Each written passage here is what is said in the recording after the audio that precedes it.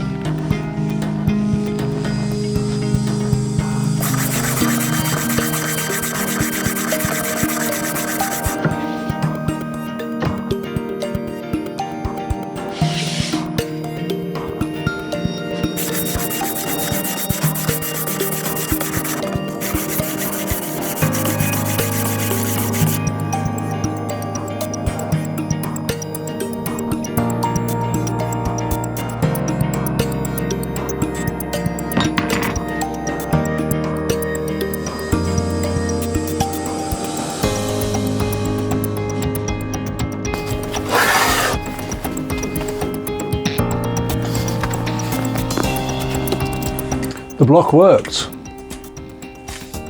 Lovely. I now have my slight radius on the fretboard. You probably can't see it, I don't know, but believe me, it's there. Feels good. And I can still faintly see the marks I put for where the frets need to go. That's good, still got my guidance there. So next I'm going to look at cutting in for the frets, cleaning up the board probably a little bit more, and fitting the frets. So easy to say, but that's a bit of a job. Because if it's wrong, it's wrong. Mind you, everything's like that, isn't it? Wrong, wrong. God, Jeff, get a grip on yourself. This is what you call a razor saw. Called because it's very, very thin, and then of course incredibly sharp, hence the name razor. Now I'm going to use this because I've already got my knife marks to mark out where each fret goes. Now I'm going to use this to do the first cut on each one to deepen each groove, but I can't do the final cut with this because it's actually thinner than the final fret needs to be, if I get that in focus. Now on the back of the fret is that fine fin which has hooks on it. So you put it in the groove, it hooks into the groove, but you also put a bit of super glue in as well to finalise the job. Now that fin is thicker than this saw, so I'm going to do the first bit of cut with this and the last cut with this, because this is the right thickness. A bit of a convoluted way to do it, but hey, I made a mistake. I should have done this before I fixed it to the neck, because if I mess it up, I can just make another one. This one I can't afford to mess up because I've already glued it to the neck. Lesson number 6,528 million. Point 2. Okay, that's it. Onwards.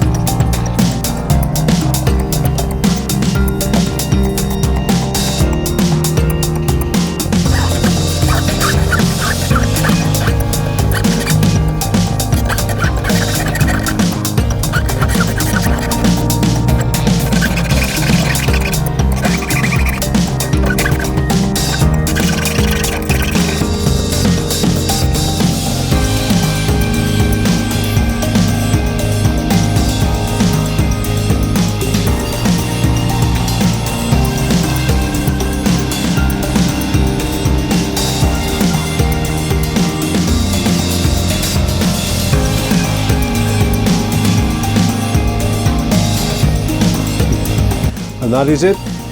Another step done. And I have to admit, I was a little bit twitchy about doing this one. There's a tad bit of accuracy involved. And I'm alright with accuracy, but you know, some points. But I'm happy, it worked out well. I've got some bits of super glue I have to clean off, but that'll get done in a bit cleanup.